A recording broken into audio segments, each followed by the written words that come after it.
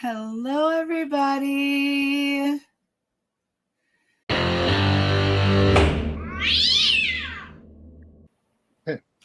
Moving to agenda item 3C in the matter of Chris Green, cause number 0492.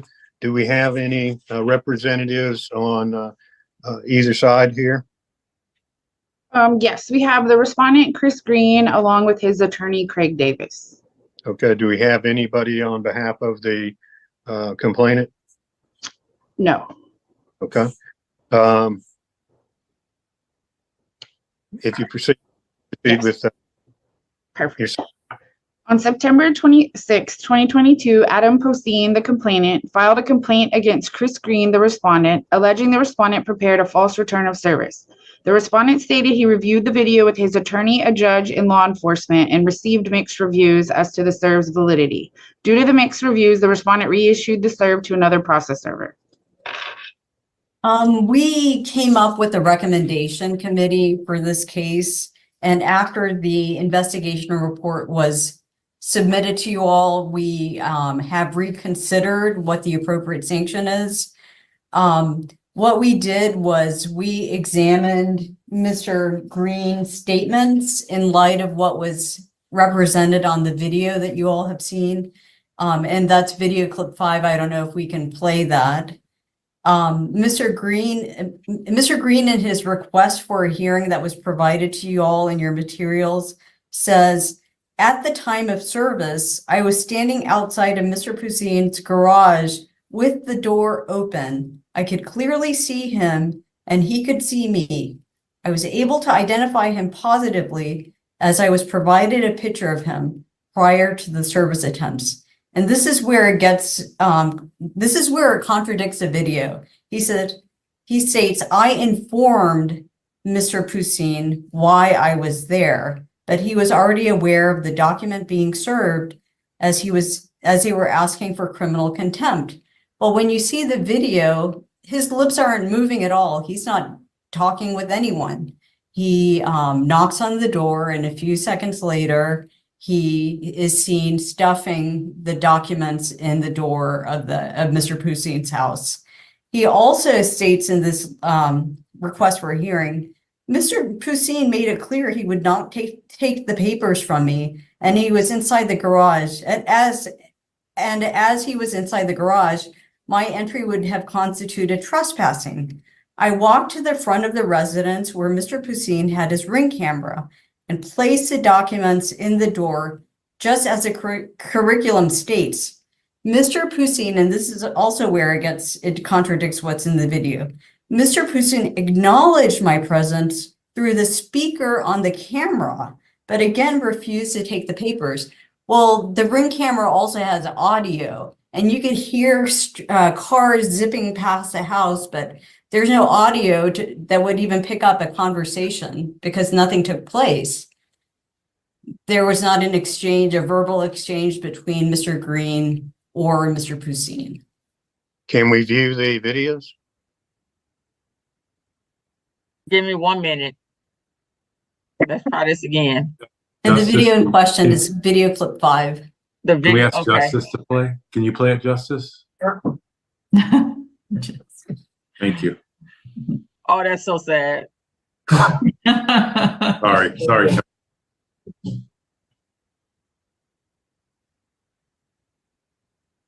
Everybody can see and hear? Yeah. Yes.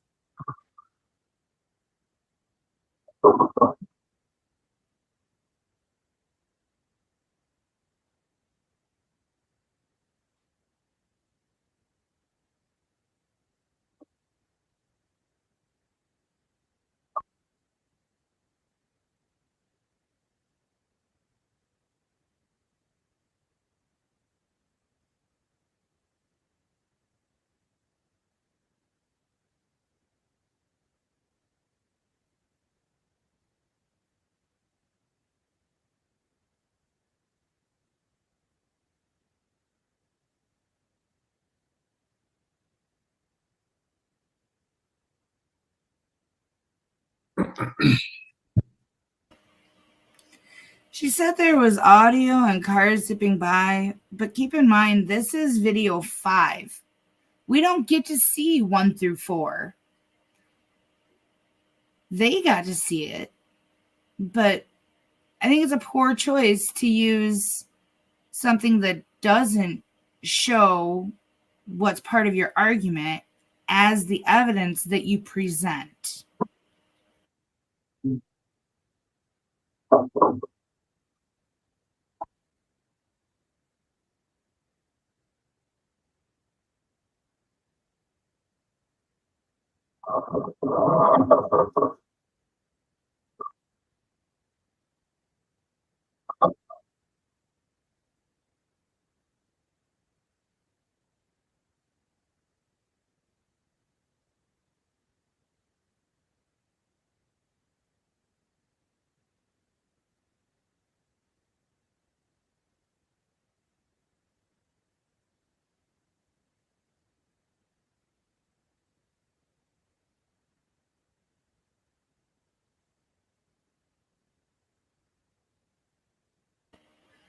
Well, and there was some audio because you heard the door. So Chairman Dyer, if Mr. Green's account is correct and you all believe that, the only violations would be Code of Ethics 2A and Code of Ethics 6 regarding exaggerating authority. He wore a badge while he attempted service. Maintaining contact information with the commission. He only updated his contact information 8 months after our investigator sent him the link. If you all agree with that, we believe that the appropriate sanction after discussing it amongst ourselves is a 6-month suspension followed by a 6-month probated suspension with a $15 penalty due within 12 months after the date of the final order. If you don't believe his account and you believe that he didn't have any conversation with the complainant, then the appropriate violations would be Code of Ethics 2B, 2C, 2D, 14E, 6, and 8, totaling $3,000. As far as the sanction goes, among the factors you can consider are the seriousness of the violation, threat to health and safety, any previous violations, the amount necessary to deter future violations, whether the violator demonstrated good faith, including when applicable, whether he made a good faith effort to correct the violation, and any other matter that justice may require. If you apply those factors and you believe his account, he talked to the judge, he ran it by the judge whether or not the service was proper. He never filed the return of service, but he did get it notarized. So he did, attest to the veracity of what was contained in that notice and any other matter that justice may require. Am I allowed to say something on behalf of my client? Yes, keep it to the point, please. Okay. Watching that video, I didn't hear anything, much less cars going by, could not hear him knocking on the door.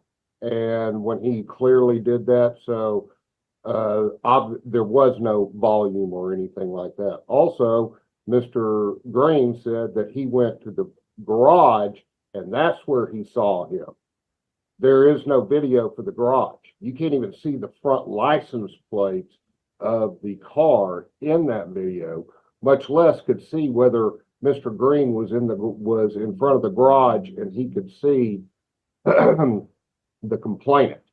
So that video show, in my opinion, or I would argue that shows nothing as far as a violation is concerned. I did present the video to both Mr. Green and Mr. Davis, and I agree with Mr. Davis that the audio was not properly captured by the video that you all just saw. But in the clips that were provided to the committee members, Mr. Green and his attorney, that audio is pretty clear. Okay, I was provided a video, but I could not get through the security with Microsoft Word. If that is video number 5, that was showing. And I asked you if you were able to see the videos when I emailed them to you in April. I asked if you were able to see the videos when Okay, I I'm not called on you. trial here. I'm not on trial here. You have to prove this, and there was no audio in that video. Mr. Green, do you have anything you want to add here? This is not for you to argue. You can find different venues for that purpose. With regard to today's hearing, is there anything you wish to add to what has already been submitted? No, sir. All right, and I'm afraid I didn't get your name. Mayor, No, I'm who was that addressed? Mr. Green, he just said Mr. Green. Okay. Okay. All right. So there's nothing you wanted to add, correct? No, sir. Okay. Any comments or questions from the committee members? Is what you had amended or recommended for your amendment written? I don't find that. No, it was not. Unfortunately, we had this conversation, Mr. Raspberry, right after it was sent. Okay. We re-reviewed the evidence and the documents that Mr. Green sent. Would you mind repeating your? Sure. And this is sort of a two versions of staff's recommendation. One is if you don't believe Mr. Green's story and you believe that he did in fact not have a conversation with Mr. Poussin as he states in his request for a hearing, we ask that the committee vote to find him in violation of 2B, 2C, 2D, 14E, 6 and 8 for a total penalty of $3,000. And the suggested sanction for these violations is a permanent revocation. If you believe his story, then we would only ask that violations be found for 2A, which is accurate returns, that he didn't follow the standards of the curriculum for a drop serve, exaggerating authority, the fact that he wore a badge while attempting service, and the failure to maintain contact information with the commission. And would it be possible to? Sorry. Go ahead. I was going to say, would you be comfortable with the recommendation that those code of ethic violations are in addition to? Would they? Typically, we use 2A when there's some like a unintentional error in properly serving the person. You know, the person didn't properly comply with the curriculum requirements for a drop serve. That's when we've started, using 2A as a violation. But when it's a clear case of not being truthful, it's 2B, C, D, E, 14E, and then in this case, we have an additional 2 violations, 6 and 8. Got it. And I hope you all had audio that was, you all had access to the video with the clear audio, because I also agree with Mr. Davis. I can hear what was going on when the video was played. How do we frame the motion if we do not believe his story?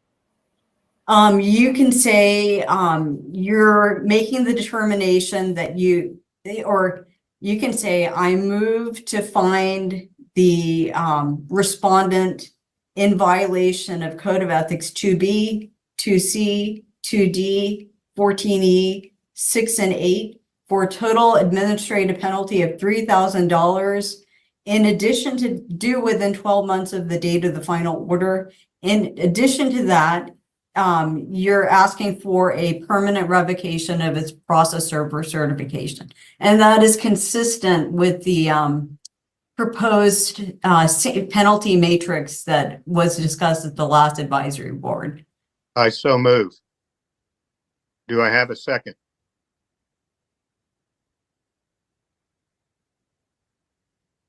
Do we have any response? I would make a motion that we find violations of those, but as opposed to a permanent revocation, a 6-month suspension, as was mentioned before.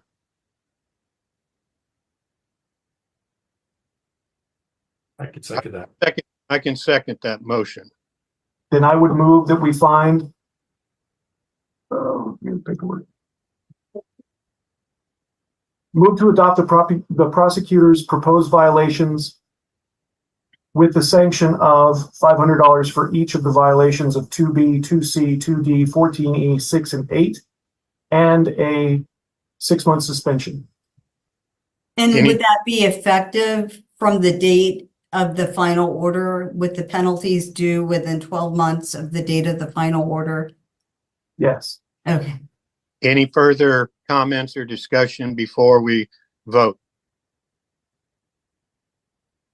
Okay, hearing no further. I have Discussion. a comment. I'm sorry. May I speak?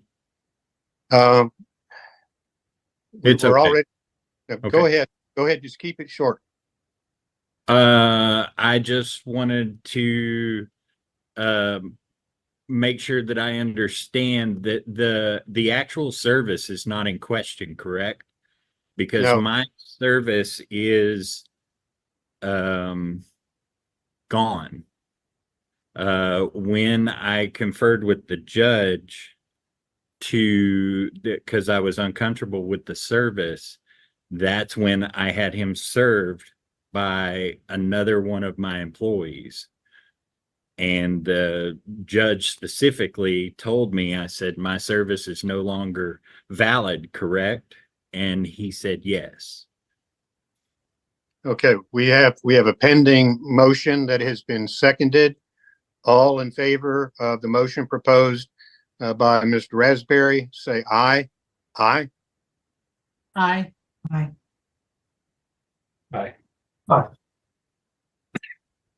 All right, the motion passes. Mr. Green, you feel free to stay for the rest of the hearing or to go back to your normal day. Thank you for participating. Be safe, be well, sleep sweet, and much love.